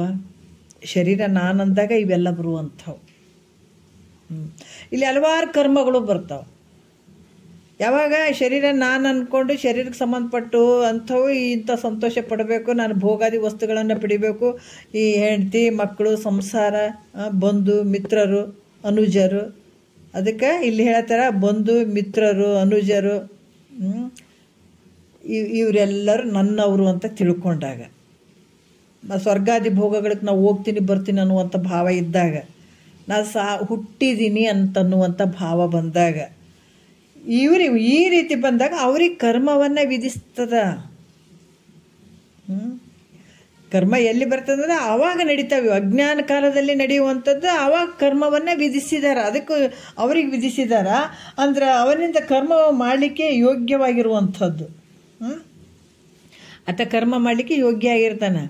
ಅದಕ್ಕೆ ಮತ್ತು ದೇಹಾತ್ಮ ಬುದ್ಧಿ ಉಳ್ಳವನೇ ಕರ್ಮಕ್ಕೆ ಅಧಿಕಾರಿ ಆಗ್ತಾನೆ ಅನ್ನುವಂಥ ಭಾವ. ಯಾವಾಗ ದೇಹ ನಾನು ಅಂದ್ಕೊಂಡು ನಾ ಸಾಯ್ತೀನಿ, ನಾ ಹುಟ್ಟುತ್ತೀನಿ ಅಂತ ಇದು ಬಡಬಡಿಸ್ಕೊಂತ ಕುಂತಿರ್ತಾನಲ್ಲ, ಅದಕ್ಕೆ ಸಮಾಧಾನಗೋಸ್ಕರ ಅದು ಕರ್ಮಗಳನ್ನು ಮಾಡಲೇಬೇಕಾಗ್ತದೆ. ಮಾಡಬಾರ್ದಂತಲ್ಲ, ಮಾಡಬೇಕಾಗ್ತದೆ. ಯಾಕಂದ್ರೆ ಅಜ್ಞಾನ ಭಾವ ಇರ್ತದಲ್ಲ, ಭಯದಿಂದ ನಡುಗ್ತಿರ್ತಾನೆ.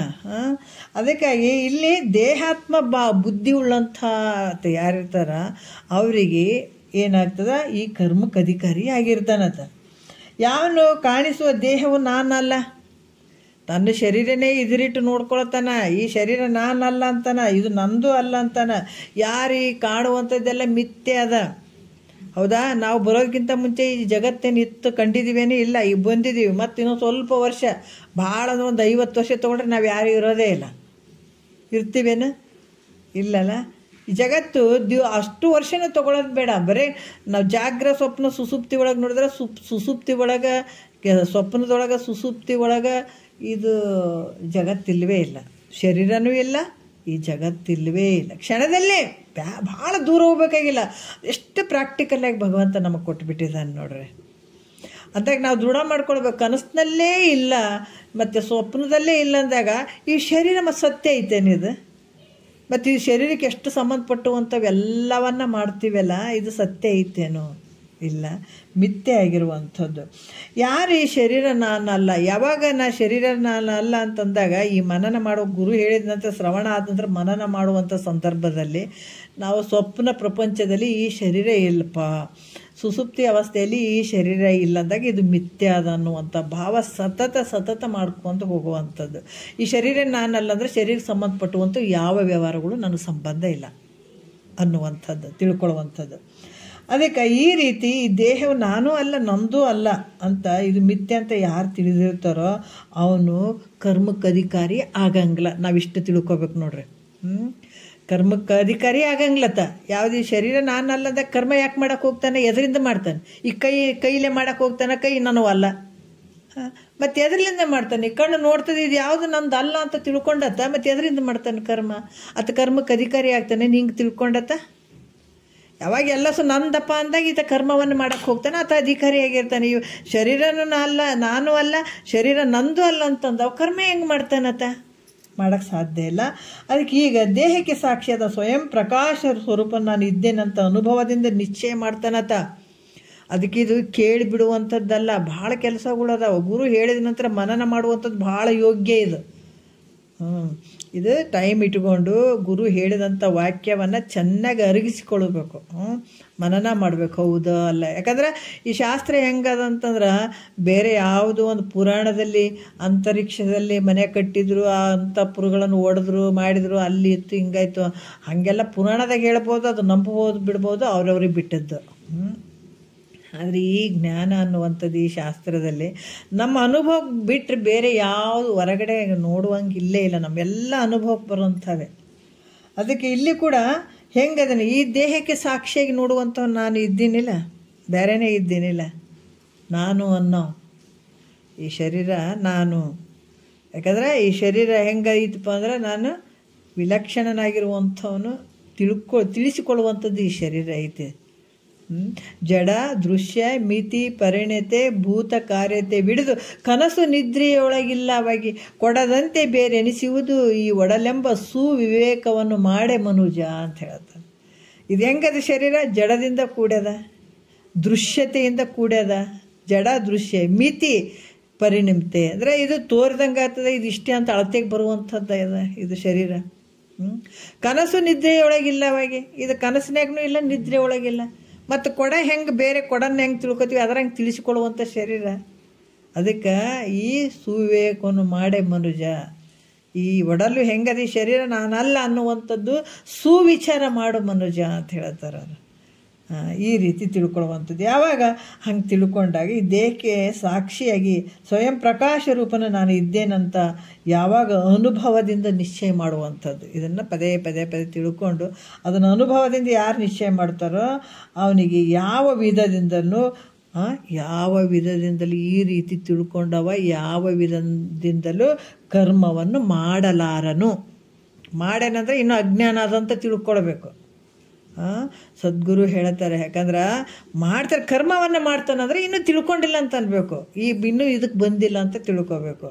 ಆದರೆ ಯಾವಾಗ ಈ ಎಲ್ಲದಕ್ಕೂ ಸಾಕ್ಷಿ ರೂಪವಾಗಿ ನಾನು ಇದ್ದೀನಿ, ಈ ಶರೀರ ನಾನಲ್ಲ, ಇದು ನಂದು ಅಲ್ಲ ಅಂತ ಯಾರು ಅನುಭವದಿಂದ ನಿಶ್ಚಯ ಮಾಡಿ ಪೂರ್ತಿ ಬಿಟ್ಬಿಡ್ತಾನಲ್ಲ, ಮತ್ತೆ ಕರ್ಮ ಮಾಡೋಕೆ ಮನಸ್ಸು ಬರ್ತದೆ ಮಾಡೋಕ್ಕೆ. ಶರೀರನೇ ನಾನಲ್ಲ ಅಂತಂದ್ರೆ ಇನ್ನು ಯಾವುದರಿಂದ ಮಾಡ್ತೀರಿ, ಯಾವುದರಿಂದ ಬಿಡ್ತೀರಿ, ಎಲ್ಲ ಗದ್ದಲ ಐತಲ್ಲ. ಶರೀರನೇ ನಾನಲ್ಲ ಅಂದಾಗ ಯಾವುದು ಮಾಡೋಕ್ಕೆ ಗದ್ದಲಕ್ಕೆ ಒಳಗಾಗಕ್ಕೆ ಸಾಧ್ಯನೇ ಇಲ್ಲ. ಎಲ್ಲವನ್ನ ಇದ್ರಿಟ್ಟು ಅರಿಯುವಂಥವ್ನು ನಾನು ಬೇರೆಯೇ ಇದ್ದೀನಿ, ಶರೀರ ನಂದೂ ಅಲ್ಲ ನಾನು ಅಲ್ಲ ಅಂತ ತಿಳ್ಕೊಂಡತ್ತ. ಮತ್ತು ತಿರ್ಗಾ ಯಾರು ಈ ಅನುಭವದಿಂದ ಗುರು ಹೇಳಿದ್ದನ್ನು ಕೇಳಿ ಅದರ ಅನುಭವದಿಂದ ಯಾರು ನಿಶ್ಚಯ ಮಾಡ್ತಾರೋ ಅವನು ಯಾವ ವಿಧದಿಂದಲೂ ಕರ್ಮಕ್ಕೆ ಅಧಿಕಾರಿ ಆಗಲಾರ ಅಂತ ಕೂಡ ಹೇಳುತ್ತಾರೆ. ಮತ್ತು ಮುಂದೆ ನೋಡೋಣ, ಭಾಳಷ್ಟು ವಿಚಾರಗಳನ್ನು ತಿಳಿಸ್ತಾರೆ.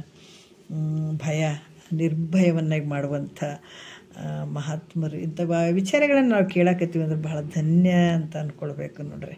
ಜಗತ್ತಿನೊಳಗೆ ಎಲ್ಲೂ ಸಿಗಂಗಿಲ್ಲ ಮಹಾತ್ಮರ ವಾಕ್ಯಗಳು ಇಂಥವು ಈ ರೀತಿ. ಅದಕ್ಕೆ ಹೇಳ್ತಾರೆ ಬಂಗಾರ ಅಂಗಡಿ ಇರ್ತಾವೆ ಖರೆ, ಅದು ತೊಗೊಳಕ್ಕೆ ಎಲ್ಲ ಓಪನ್ನೇ ಇರ್ತಾವೆ ಖರೆ, ಆದ್ರೆ ತೊಗೊಳಕ್ಕೆ ಅದು ಯೋಗ್ಯತೆ ಬೇಕಲ್ರಿ. ಎಲ್ಲ ಬೇರೆ ಬೇರೆ ತರಕಾರಿ ತೊಗೊಳಕ್ಕೆ ಹೋಗ್ತೀವಿ, ಏನೇನೋ ತೊಗೊಳಕ್ಕೆ ಹೋಗ್ತೀವಿ, ಆದ್ರೆ ಬಂಗಾರ ಅಂಗಡಿ ನೋಡಿ ಸುಮ್ಮ ಆಫೀಸ್ ಬರ್ತೀವಿ. ಯಾಕಂದ್ರೆ ನಮ್ಗೆ ಗೊತ್ತು ರೊಕ್ಕಿಲ್ಲ ನಮ್ಮ ಹತ್ರ ಅಂಥೇಳಿ.